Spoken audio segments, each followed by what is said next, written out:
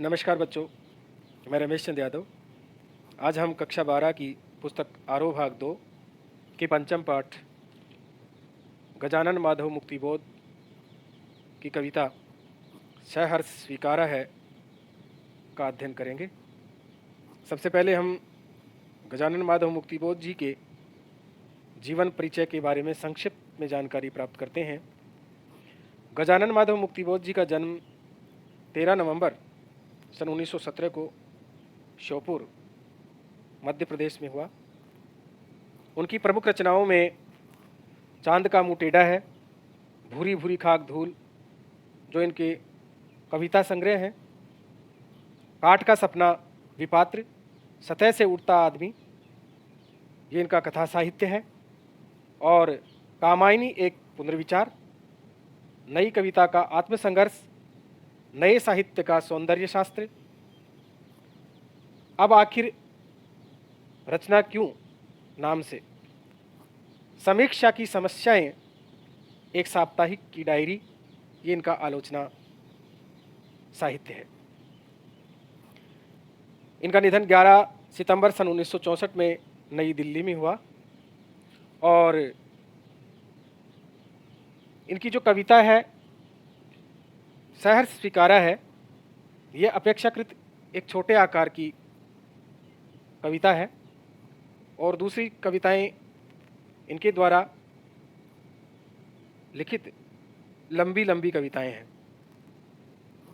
सहर्ष स्वीकारा है जो भूरी भूरी खाक धूल काव्य संग्रह से संकलित है। सहर्ष स्वीकारा है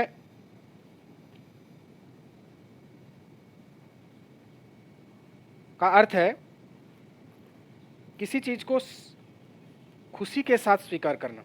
सहर्ष अर्थात खुशी के साथ में, प्रसन्नता के साथ में, स्वीकारा है अर्थात मन से माना है। बच्चों, सहर्ष स्वीकारा है कविता मुक्तिबोध के निजी अनुभवों पर आधारित कविता है। कवि अपनी प्रेरणा के स्रोत को अज्ञात रखता है। इस कविता का तुम कवि की माँ है या उसकी पत्नी है या उसकी बहन है या उसका कोई इष्ट देवता है, यह रहस्य का विषय है, अर्थात इसका रहस्य बना हुआ है। इसकी जानकारी कवि ने कहीं भी नहीं दी है। कवि स्वीकार करता है कि उसके जीवन में जो भी कमजोरियां या उपलब्धियां हैं, उन्हें उसके प्रिय पात्र का प्रेम और समर्थन प्राप्त है। उसकी गरीबीली गरीबी, गंभीर अनुभव, विचार वैभव, भावनाओं की नदी सब मौलिक है। ये सब प्रिय का प्रेम का संबंध पाकर ही प्राप्त हुए हैं। तो आइए कविता की पंक्तियों की ओर चलते हैं। जिंदगी में जो कुछ है, जो भी है, सहर्ष स्वीकारा है, इसलिए कि जो कुछ भी मेरा है वह तुम्हें प्यारा है। गरीबीली गरीबी यह, ये गंभीर अनुभव सब, ये विचार वैभव सब, दृढ़ता यह, भीतर की सरिता यह, अभिनव सब, मौलिक है मौलिक है। इसलिए कि पल पल में जो कुछ भी जागृत है, अपलक है, संवेदन तुम्हारा है। बच्चों, पहले हम इस कवितांश में आए कठिन शब्दों को के अर्थ को देखते हैं। सहर्ष खुशी के साथ, स्वीकारा मन से माना है, गर्बीली अभिमान से भरी हुई, गंभीर गहरा अनुभव, व्यावहारिक ज्ञान, विचार वैभव, भरे पूरे विचार, दृढ़ता, मजबूती, सरिता, भावनाओं के प्रवाह को या नदी को कहते हैं। अभिनव, नूतन या नया, मौलिक अर्थात निजी, पल क्षण, जागृत अर्थात चेतन या जागा हुआ या जीवित, अपलक अर्थात निरंतर, बिना पलक झुकाए या लगातार, संवेदन, अनुभूति या प्रेरणा। अब इसके भावार्थ को समझने का प्रयास करते हैं। कवि कहता है कि जिंदगी में जो कुछ है, जो भी है, सहर्ष स्वीकारा है, इसलिए कि जो कुछ भी मेरा है वह तुम्हें प्यारा है। कवि कहता है कि कवि अपने रहस्य में जो प्रिय पात्र है उसको संबोधित करते हुए कहता है कि हे प्रिय पात्र, मेरे जीवन में जो भी उपलब्धियां हैं या जो भी कमजोरियां हैं, मैं उन्हें खुशी से स्वीकार करता हूं, मुझे उन पर गर्व है। उसका कारण यह है कि मेरे पास जो भी मेरा अपना है वह सब तुम्हें बहुत प्रिय है। मेरी गर्व भरी गरीबी, मेरे जीवन के गहरे अनुभव, मेरा गहरा विचार चिंतन, मेरे व्यक्तित्व की दृढ़ता, मेरे मन में बहती भावनाओं की नदी, मेरे अन्य नए नए रूप, ये सब अपने आप में मौलिक है अर्थात निजी है, नए हैं। इनकी मौलिकता का मूल कारण यह है कि मेरे जीवन में जो भी गतिशील चेतना है, प्रेरणा है या उपलब्धि है, उसमें तुम्हारी प्रेरणा कार्य कर रही है। तुम्ही ने मेरे व्यक्तित्व का निर्माण किया है, इसलिए मेरी जो भी उपलब्धियां हैं या मेरी कमजोरियां हैं, जो भी हैं, वो सब मुझे खुशी के साथ स्वीकार हैं, प्रसन्नता के साथ में स्वीकार हैं, क्योंकि जो भी उपलब्धियां कमजोरियां हैं, जैसी भी हैं, वो सब तुम्हें प्रिय हैं, इसलिए मुझे भी खुशी खुशी ये सब स्वीकार है। ये बात कवि अपने प्रिय पात्र को संबोधित करते हुए कहते हैं। अगली पंक्तियां देखिए।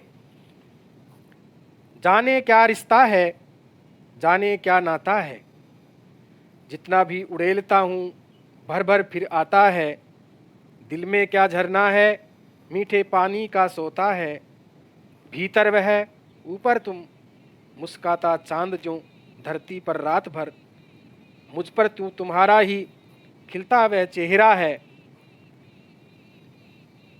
जाने क्या रिश्ता है। बच्चों, पहले इस काव्यांश के कठिन शब्दों की ओर ध्यान देते हैं। नाता संबंध को कहते हैं, उड़ेलना अर्थात खाली करना, और सोता झरने को कहा जाता है। तो अपने प्रिय पात्र को संबोधित करते हुए कवि गजानन माधव मुक्तिबोध जी कहता है कि मैं नहीं जानता कि मेरे और तुम्हारे बीच इस स्नेह का क्या संबंध है, किस नाते मैं तुमको इतना चाहता हूं। मुझे तो इतना पता है कि मैं इस स्नेह को हृदय से जितना व्यक्त करता हूं, अर्थात बांटता हूं या उड़ेलता हूं या खाली करता हूं, उतना ही यह बार बार फिर से भर आता है।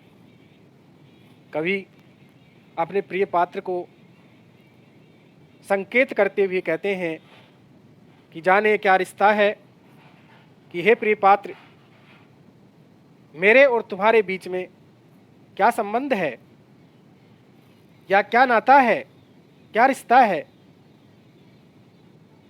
मैं यह नहीं जानता हूं,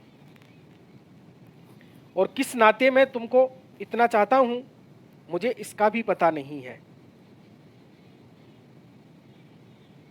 जितना भी उड़ेलता हूं भर भर फिर आता है, कि मुझे तो बस इतना पता है कि मैं इस स्नेह को मेरे हृदय से जितना तुम्हारे ऊपर व्यक्त करता हूं, जितना तुम्हारे ऊपर उड़ेलता हूं, उतना ही यह प्रेम, यह स्नेह बार बार फिर से मेरे हृदय में भर जाता है।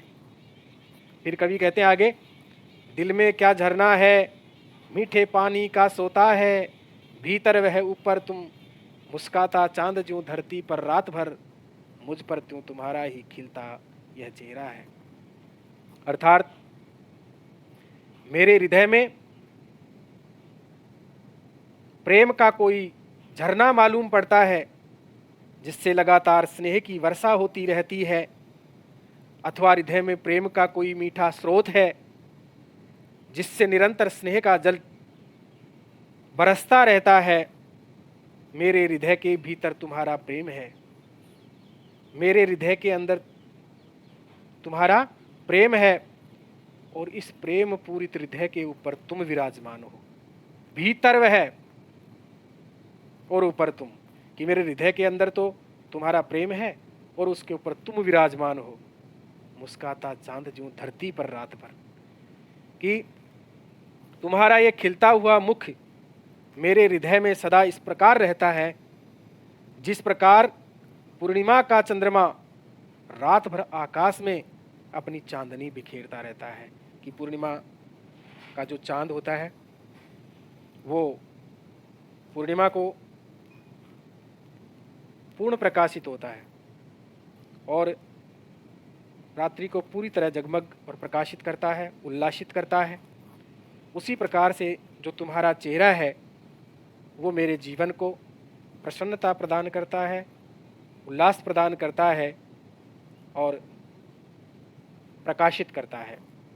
तो यहाँ पर कवि ने चंद्रमा की तुलना या पूर्णिमा के चंद्रमा की तुलना अपने प्रिय पात्र के मुख से की है। आगे की पंक्तियां हैं,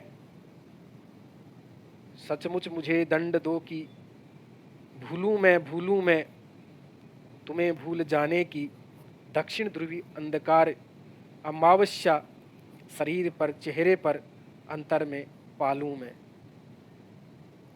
झेलूं मैं उसी में नहालूं मैं। अब कवि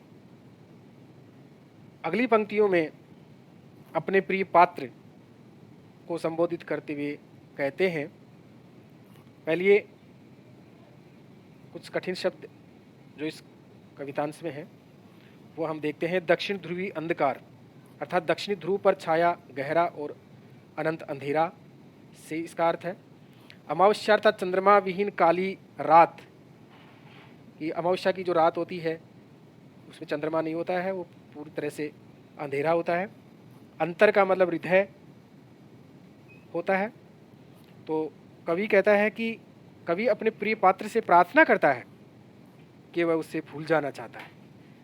हालांकि उसे भूलना कवि के लिए बहुत बड़ा दंड है, फिर भी वह इस दंड को झेलना चाहता है। कवि चाहता है कि उसका जीवन अपने प्रिय के वियोग के कारण दक्षिण ध्रुव जैसे अनंत अंधेरे में डूब जाए। वियोग की गहरी अमावस उसके चेहरे पर, शरीर पर, हृदय में छा जाए, अर्थात उसके चेहरे पर, उसके शरीर पर, उसके हृदय में अमावस्या की तरह अंधेरा छा जाए और वह उस वियोग वेदना को भरपूर झेले और उसमें नहा ले। इसका कारण यह है कि उसका वर्तमान जीवन अपने प्रिय पात्र से पूरी तरह से घिरा हुआ है।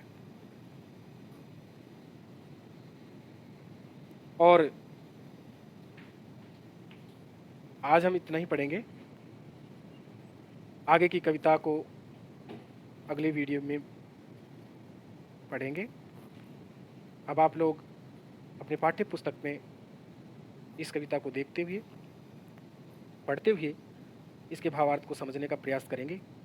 मुझे विश्वास है कि इस वीडियो के सहयोग से आप इस कविता के भावार्थ को समझ सकेंगे। धन्यवाद।